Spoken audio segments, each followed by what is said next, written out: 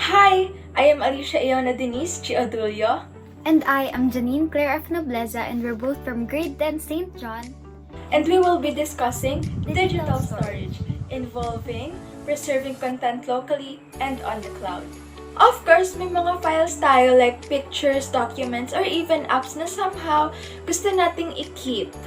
And sa panahon ngayon, yung mga documents, pictures na yan, ay digital copies na. Unlike before na mostly physical copies. And to store those, we need digital storage. And marami na siyang kinds ngayon kasi, di ba, syempre, yung technology natin growing na and marami nang nagagawa na regarding dito. First and foremost, para alam natin yung direction and goals natin for this discussion, here are the objectives. Differentiate the difference between storage and memory. Describe the characteristics of internal hard disks. Describe the benefits of solid-state drives. Identify uses of external hard drives and RAID. Differentiate among various types of memory cards and USB flash drives. Describe the benefits and uses of cloud storage. Describe characteristics and differentiate among types of optical disks. Explain types of enterprise storage. And lastly, identify uses of magnetic stripe cards, smart cards, RFID tags, and NFC tags. And without further ado, let's dig deeper about our topic na.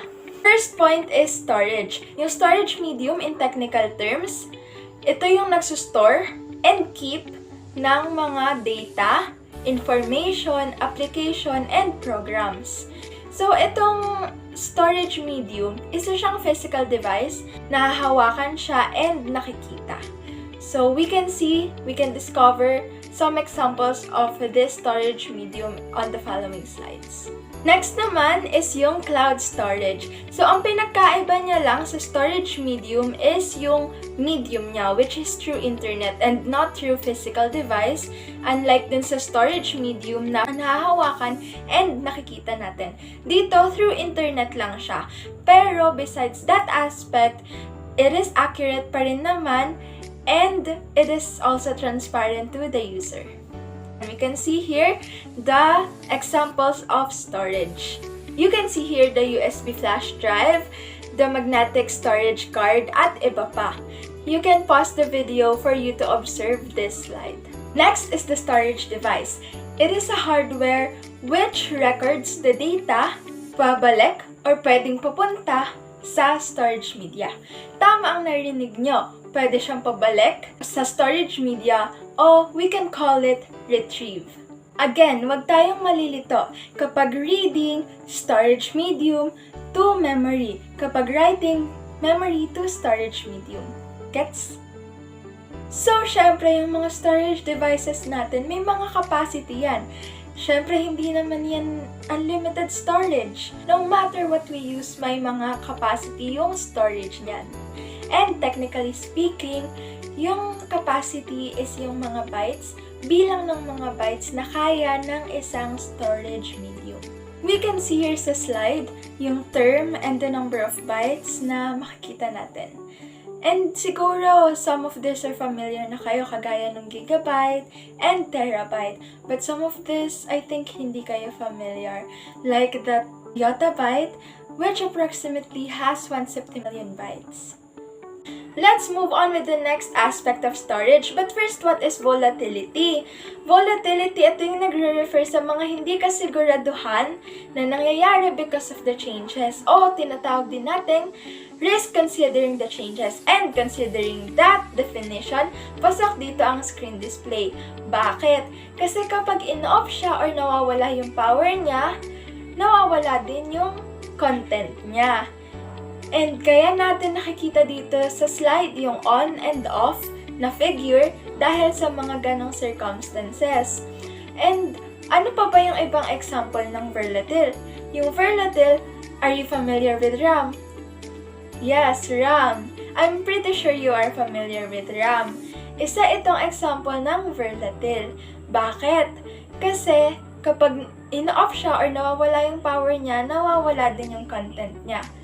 Pero kung may volatile, Ano naman yung mga non-volatile? Isang example nito ay ang storage, which is ang topic natin ngayon. Ang storage dahil kahit nawawala yung power niya or na-off siya, yung device niya, yung device na konektado sa kanya, or yung mismong device niya kahit na-off siya, is nandun pa din yung content niya and hindi mawawala. Makikip siya or masistore. So, ayan, we can see here the screen display. With this illustration, mas maiintindihan natin ito. So, as we can see, as we observe naman siguro, pag gumagamit tayo ng desktop or laptop and in-off natin yung power niya, nawawala yung content niya. Its display is being wiped off. And that's because it is volatile. For this slide naman, contents of RAM ang illustration na nakikita natin. And again, it is volatile. And next is nakikita naman natin dito is yung contents ng storage which is non-volatile kagaya ng sinabi ko kanina. Of course, involved ang time sa storage. This one includes locating an item and isa din yung pagde-deliver ng item from a current location to the designated location, or I can say from the memory to the processor.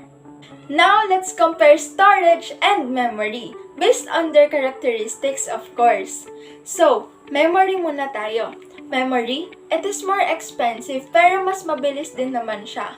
But it requires screen display and it runs applications while being in use.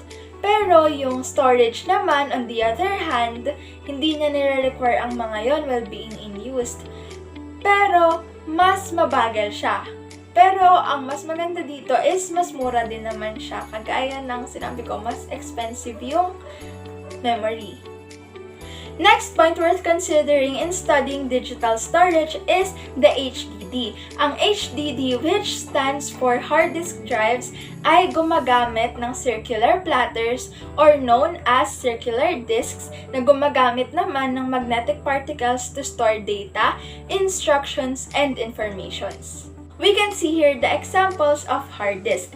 And if we observe a little more, makikita natin na mas maliit yung hard disk ng laptop compared to the desktop hard disk. Next is about the storage capacity of the hard disk. Paano nga ba naaayon ang isang kapasidad ng isang hard disk? So first, nagmamatter yung number of platters niya. Second is yung coating naman ito, magnetic coating, take note. Third is yung alignment ng mga platters, if it is longitudinal or perpendicular. And then lastly, naaapektuhan din ng density nito ang kapasidad, or kumbaga nalalaman din yung kapasidad nito based on the density of a hard disk. Let's move on to formatting. Yung formatting, isa siyang process na nagdi-divide ng mga disk. Kapag dinivide mo siya, makaklasify mo siya into tracks and sectors. Yung tracks, yun yung mga wedge shape na nabubuo because of the division ng disk. And yung mga sectors naman, yun yung nabubuong small arcs kapag nahahati yung mga tracks. And then next is yung mga cluster. Yung cluster, maaari siyang mabuo kapag madami na yung sectors. Again, formatting is the process of dividing the disk, and i-divide siya into wedge-shaped sections. Para naman sa characteristics ng hard disk, tracks, sectors, platters, which are discussed earlier, form factor, read or write head, and lastly, revolution per minute. At this part, we'll discuss how hard disk works. Step 1 is the movement of the head actuator and the motor muna, which are controlled by the circuit board. Step 2 is spin or iikot muna yung motor habang running pa yung device or hindi pa naka-off yung power ng device. Next step, when the software requests disk access, inaalam na ng read or write heads ang current or new location ng ating data. Last step, ipaposition na ang read or write head arms over the location para ma-process na ang data. This will be worked by the head actuator.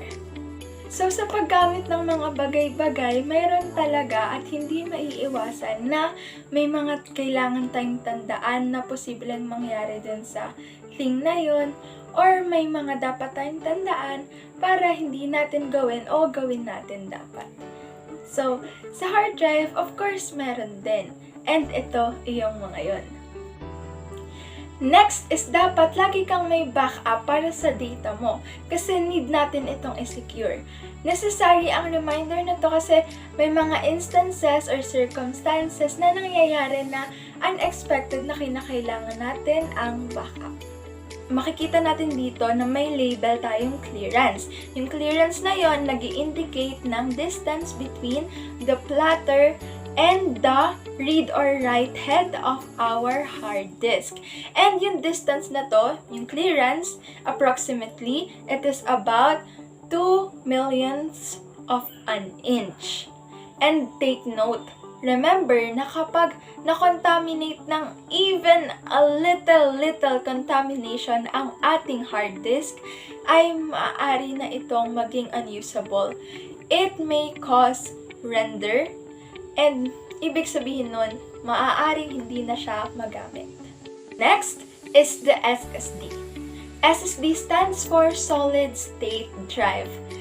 Isa siyang flash memory storage device na may sariling processor para makapag-manage ng storage niya. And in all fairness, madami siyang advantages. Let's read it here. Faster access times, faster transfer rates, quieter operation, more doable, and lighter weight. Meron pa, less power consumption, less heat generation, longer life, and lastly, defragmentation not required. So, ayan, kitang-kita natin na SSD is truly useful and based sa kanyang mga advantages, it is true. Let's move on to the external hard drive. Based on the word itself, external. Nasa labas siya and hindi siya kasama ng device. Nakahiwalay siya as we can see on the slides. Etong device na to, need natin siyang i-connect through a cable to a USB port or any port na applicable sa device mo. RAID. RAID stands for Redundant Array of Independent Disks. Pero ano nga ba to? Ano nga ba siya? Ito yung mga integrated hard drives, 2 or more integrated hard drives, and ibig sabihin nun, sila yung mga connected na hard drives para maging integrated silang lahat and connected. To continue our discussion, we'll have Miss Janine Nobleza. Hi, I'm Janine and I will be continuing your lesson for storage devices. For our first topic, it is portable flash memory storage. Ang portable flash memory storage ay isang storage device na pwede mong maikabit at maitanggal sa isang device, tulad ng computers, cellphones, mobile devices, cameras, card readers and writers, and many others. Ilang mga example ay ang mga sumusunod: SDHC, SDXC, Mini SD, Micro SDHC, Micro SDXC, CF, XD Picture Card, Memory Stick Pro Duo, at M2. Ang iba't ibang computers at gadgets ay may sarili-sarili nilang pinagpapasukan ng memory card at itong mga devices ang halimbawa nun. On this slide, makikita nyo kung paano gumana ang isang SD card or Secure Digital Card. Isa rin itong removable memory card na makikita sa cellphones, video game consoles, cameras, at iba pa. First, kapag in-insert ang isang SD card, ang kanyang metallic conductors ay ang nagtatransfer ng data papunta sa device. Next, ang SD card ay may notch or buta sa gilid para hindi siya mahulog from the card slot na pinasukan niya. Ang isang SD card ay nakakastore ng iba't ibang media like photos and videos and other types of digital data information. Kapag hinihingi ito, nagtatransfer ito papunta sa metallic conductors at papunta sa device. Lastly, ang iba't ibang memory card ay may write protect switches kung saan pinipigilan niya ang isang user na aksidenteng ma-delete ang data. At ang itsura niya ay ito at ito. Our next example is our famous USB flash drive. Kinakonect siya sa isang USB port sa computer or sa mobile device. And here are some advantages of using a USB flash drive. Number 1, ito ay small and portable. Dahil maliit lang siya at lightweight, madali mo lang siya makukuha at matatanggal sa pocket mo. Madali mo lang din siya madadala kung saan-saan. At dahil nga maliit lang ito, ang downside niya is madali lang siya mawala kaya dapat ingatan natin to. Second, ito ay affordable and very cheap. Kapag tumingin ka sa online shops like Shopee, makikita mo na merong mga USB flash drives na below 100 lang. Although, its price varies depending sa storage capacity ng flash drive na yan. Next advantage is malaki ang storage capacity niya. Despite being small, some flash drives can actually store up to 1 terabyte of data. Ang problema lang dito ay kapag sinaksak mo siya sa isang device na may virus, maaaring makorrupt yung files mo, kaya it is recommended na mag-keep kayo ng backup. Ang next topic natin ay cloud storage. Ang cloud storage is an internet service that provides storage for mobile and computer users. To better understand cloud storage, ito ay parang USB flash drive or hard drive pero nasa internet. Some examples nito ay Google Drive, iCloud, Mega, Dropbox, at Microsoft OneDrive. Here are some advantages of using cloud storage. Number 1, you can actually access your data through multiple devices. Ginagawa ko to actually using Google Drive if I want to transfer an image from my phone to my laptop. Nilalagay ko actually siya sa Google Drive, i-upload ko to and i-open ko sa laptop para hindi masira yung quality. Kasi sometimes pag sinend mo siya sa Messenger, minsan nasisira yung quality. So, I really prefer using Google Drive. Number 2, you can store your data without taking up space locally. Kapag dito ka magsastore ng data, sa internet siya mapupunta kaya hindi maapektuhan yung storage capacity mo locally or sa hard drive mo. Lastly, it is low cost and sometimes free. Some cloud storages actually let you store your data for free, pero may limit. Kapag napuno na yung cloud storage mo, pwede ka magbayad. For example, pag napuno na yung iCloud mo or Google Drive, pwede ka magbayad for more space. O kaya gumawa na lang kayo ng bagong account. Pwede rin yun. Kapag may advantages, of course, meron ding disadvantages. Kaya, ito, mga disadvantages of using cloud storage. Number 1, it requires internet access. Of course, sa internet siya nakastore, kaya you need internet access in order for you to view and store some data. Number 2, it is not totally secure. Everything that you put in the internet will be there forever. Kahit i-delete mo man yan, andyan pa rin yan. Hindi lahat ng cloud storages ay safe and secure at pwede ng ibang tao ma-hack at ma-open yung account mo and makikita nila ang personal data mo. Kaya I recommend not to put your personal data in your cloud storage and save them locally in your hard drive or your personal USB. Our next topic, optical discs. Some examples of optical discs are CDs, DVDs, and Blu-ray discs. Isa itong bilog na object na gawa sa either metal, plastic, or lacquer at nare-read and write siya using lasers. Sa figure na ito, makikita ang step-by-step process ng pag-read ng optical discs. Pero alamin muna natin ang parts niya. Ang color yellowish-orange na line ay yung disc, and under the disc may holes or tinatawag nating pit. Under niya may lens, prism, laser diode, at light-sensing diode. Para maintindihan nyo ng pagkasunod-sunod, isa-isahin natin. First, ang laser diode ay mag-shoot ng beam of light through the prism at lens papunta sa disc. Next, kapag tumama yung light na yun sa isang pit or butas, magsistay or magsascatter siya. Pero pag tumama yung light sa flat surface ng disc, magre-reflect ito pabalik sa lens at prism papuntang light-sensing diode. Kapag may light na napunta sa light-sensing diode, magsasend siya ng signal na 1 to the computer. If walang light, magsasend siya ng signal na 0. On this slide, sinasabi na ang data na inasastore sa isang optical disc ay nilalagay through a track. Ang track na ito ay nagmumula sa center ng disk at nagsaspiral siya papunta sa edge. Ang track rin na ito ay evenly divided into sectors. Makikita nyo rito sa figure yung ibig kong sabihin. Let us now move on to the types of optical discs, and that starts sa compact disc or CD. CD-ROM. You can read the data but you can't write or erase from it. It is also called a single session or one-time use CD. CDR or CD recordable. It is a type of CD that you can write and read once but not erase. CDRW or CD rewritable disc. It is an erasable multi-session disc where you can read, write, and erase multiple times. Let us now move on to DVD or digital video disc or digital versatile disc. The difference between a CD and a DVD is that a DVD has higher storage capacity, and coming from its name, it's mostly used for videos and movies. The types of DVDs are very similar to the types of CDs. DVD-ROM, you can read but not erase and write. DVD-R, you can write once but not erase. And DVD-RW or DVD rewritable, you can read, write, and erase multiple times. Our next topic is called enterprise storage.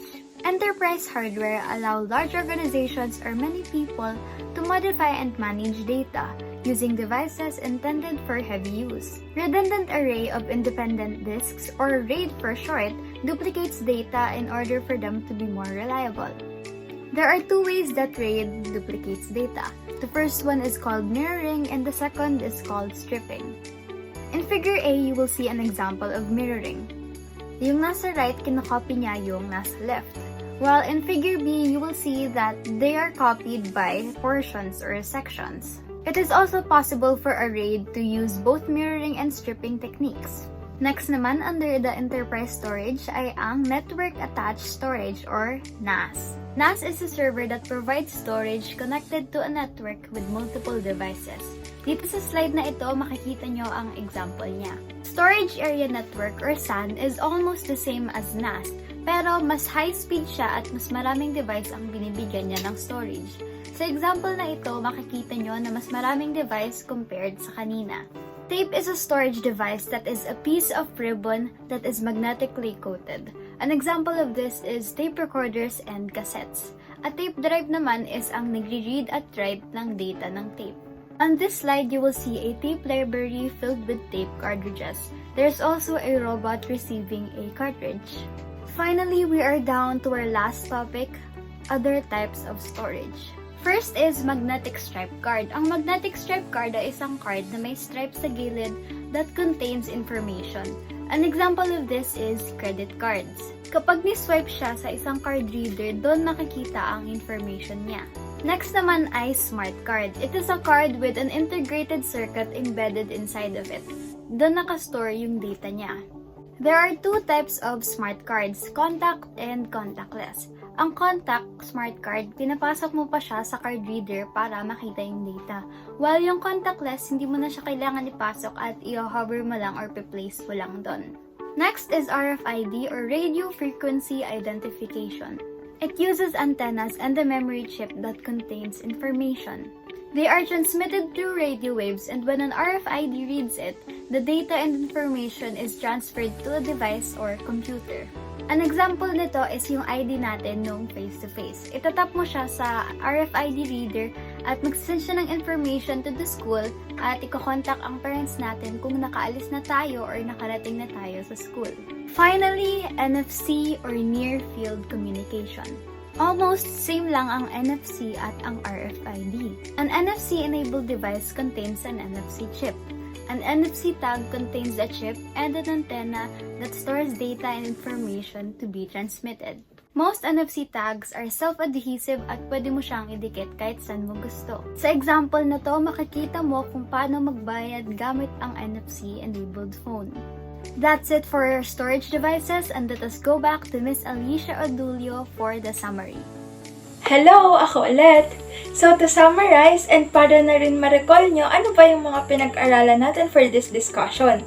First, we have variety of storage options. Next, storage capacity and storage access time. Next, characteristics of hard disks, SSDs, external hard drives, and RAID. Next is portable flash memory storage, advantages and various uses of cloud storage, characteristics of optical disks, enterprise storage options, magnetic stripe cards, smart cards, RFID tags, and NFC chips and tags. So, dito na nagtatapos ang ating discussion. Thank you and we hope you learned from us. Bye!